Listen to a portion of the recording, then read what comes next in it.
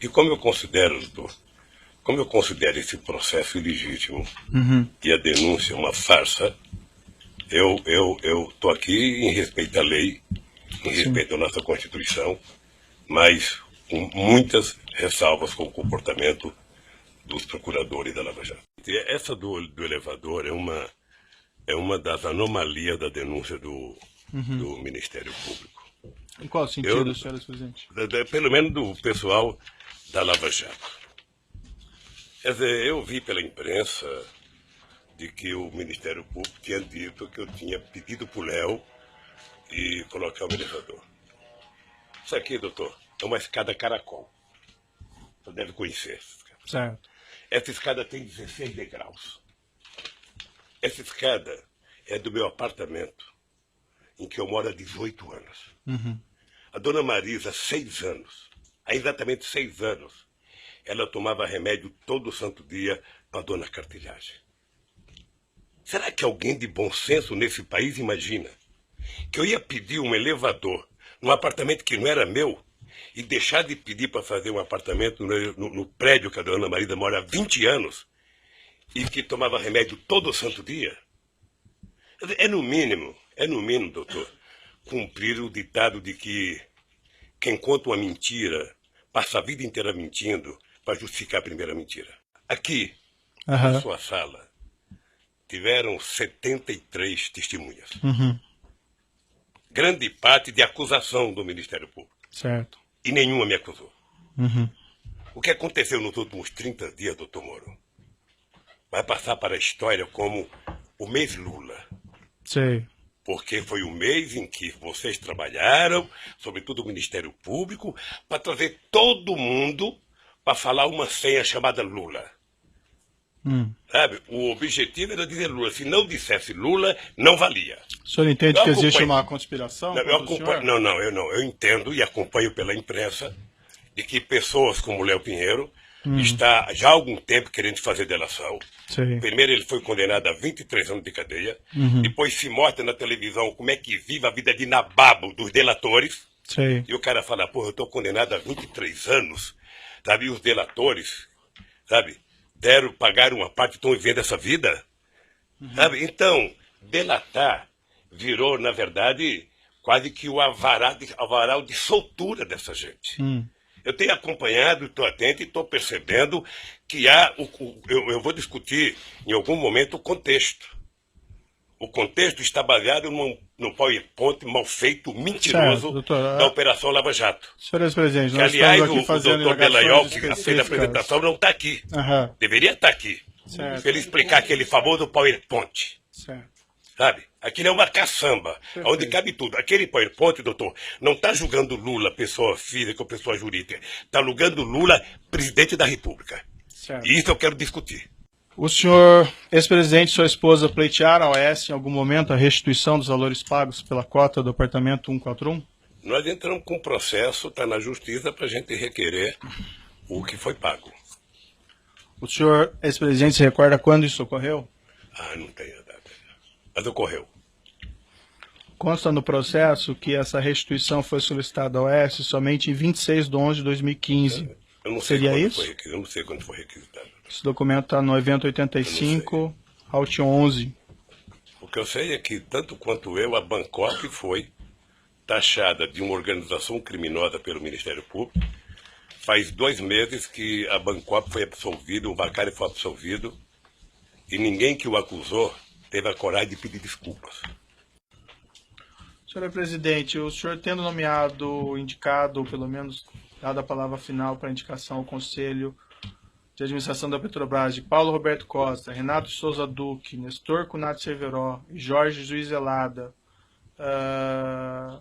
o senhor não tinha conhecimento de nenhum dos crimes por eles praticados enquanto diretores da Petrobras? Não. Ou desse esquema criminoso que alguns deles confessaram? Nem o senhor, nem o Ministério Público, nem a Petrobras, nem a imprensa, nem a Polícia Federal. Todos nós só ficamos sabendo quando foi pego no grampo a conversa do Youssef com o Paulo Roberto. Eu indago ao senhor essa porque foi o senhor que indicou o nome deles, né? ao Conselho de Administração da Petrobras é uma situação diferente minha, que não tem nada a ver com isso. Nunca participei dessas Não, o indicações. senhor que soltou o Youssef e mandou grampear, o senhor podia saber mais do que eu. Não, eu decretei a prisão do Alberto Youssef, é um pouco diferente. Minha participação mais orgulhosa que eu tenho foi em dezembro, quando nós autorizamos a capitalização da Petrobras, e logo eu, que pensava que era socialista, fiz a maior capitalização da história da humanidade. 70 bilhões para capitalizar a Petrobras e transformar ela na segunda empresa petroleira do mundo. Doutor Moro, o senhor se sente responsável da Operação Lava Jato ter destruído a indústria da construção civil nesse país? O senhor se sente responsável por 600 milhões de pessoas que já perderam emprego no setor de óleo e gás da construção civil? Eu tenho certeza que não. Quando o juiz e os acusadores se submetem à imprensa para poder prender as pessoas, aí tudo mais é possível, doutor. De que forma que o juiz teria submetido à imprensa? Eu vou lhe dizer uma coisa, doutor. O senhor disse... debate entre Vossa Excelência e o ex-presidente. O senhor disse num artigo que o senhor escreveu, copiando as mãos limpas da Itália, de que se a imprensa não ajudar, não tem como prender rico e político. Então aí vamos deteriorar, vamos degradar a imagem das pessoas na imprensa. Eu vi o depoimento do Léo. Eu conheço o Léo antes e conheço o Léo naquele depoimento. Senhor presidente, depois o cidadão condenado a 23 anos de cadeia ser chamado para a coisa mais importante que ele tem que falar é que o Lula sabia. Depois de condenarem e execrar a imagem de um pai de família que, por mais errado que tenha, merece respeito, como o Duque, há 40 anos de cadeia, e depois prometer a ele liberdade se a ceia for falar, o Lula sabia. Quem prometeu liberdade? Eu vi.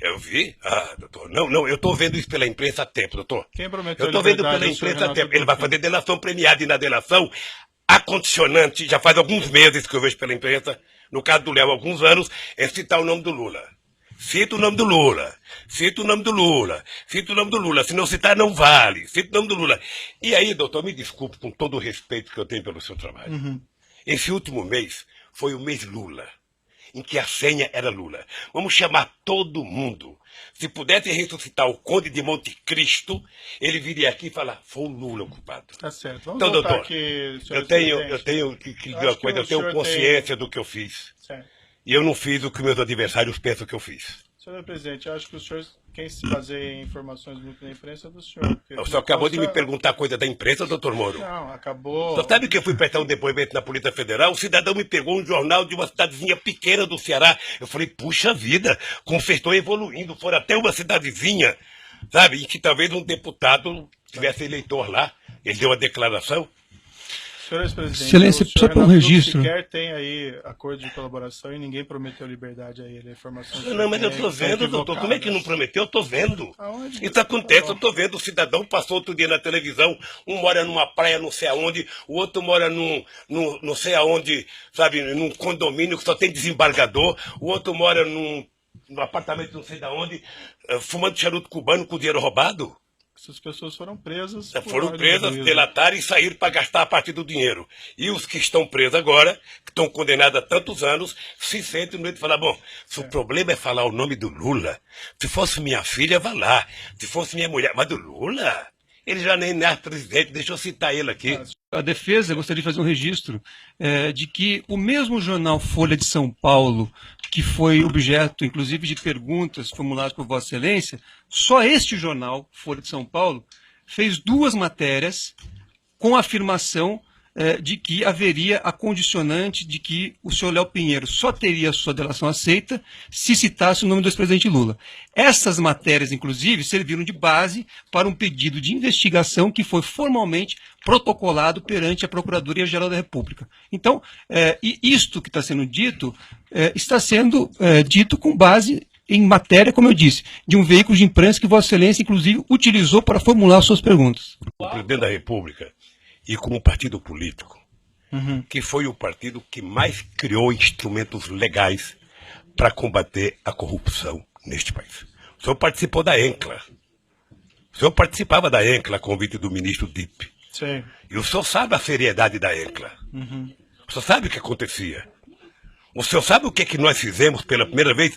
A gente não pode se esquecer, doutor Moro, que o Ministério Público, antes da Constituinte de 88, era um apêndice do Ministério da Justiça. Sim. E a bancada do PT. A bancada do PT.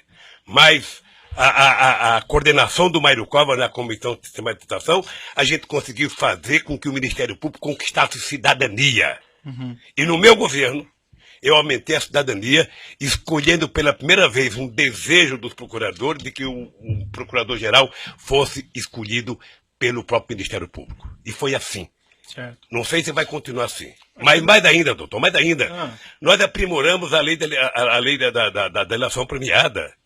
Nós criamos todos os mecanismos possíveis de criar para que a gente... Então, não, por favor, não coloque na minha boca que eu sou contra o combate à corrupção. Doutor, eu, na verdade, gostaria, tenho horas e horas para falar sobre esse assunto. Mas uma coisa que é importante ter claro é o seguinte. Isso já passou. Eu já fui julgado 3 vezes pelo povo brasileiro. O senhor se lembra como é que foi a campanha de 2006?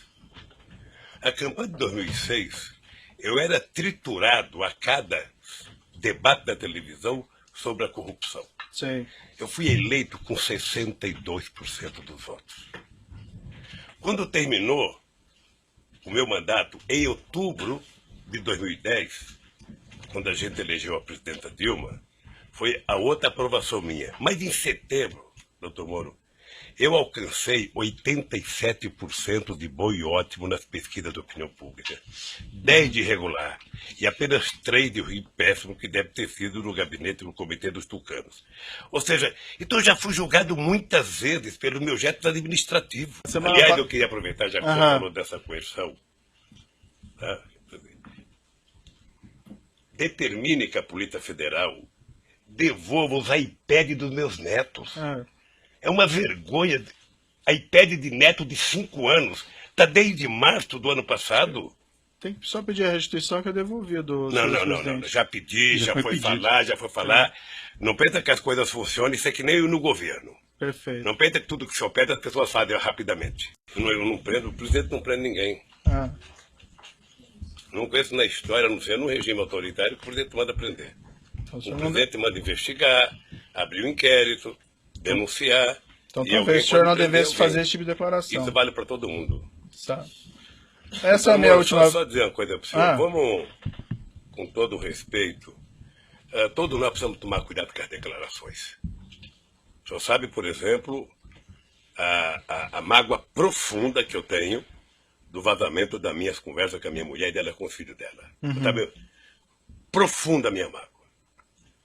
Sabe? Eu nunca falei nada, eu tô tranquilo, vamos esperar. O tempo se encarrega de recontar a história. Eu estou sendo vítima da maior caçada jurídica que um presidente ou que um político brasileiro já teve. É porque eu estou sendo julgado pelo que eu fiz no governo. Eu estou julgado pela construção de um PowerPoint mentiroso. Que aquilo é ilação pura. Aquilo deve ter sido um ou alguns cidadãos, com todo respeito, que, desconhecendo a política, fizeram um PowerPoint, porque já tinha a tese anterior de que o PT era uma organização criminosa, que o Lula, por ser presidente, era o chefe e que, portanto, o Lula montou o governo para roubar. Essa é a tese do contexto que está colocada. Essa é a tese do contexto. Tem uma tese eminentemente política.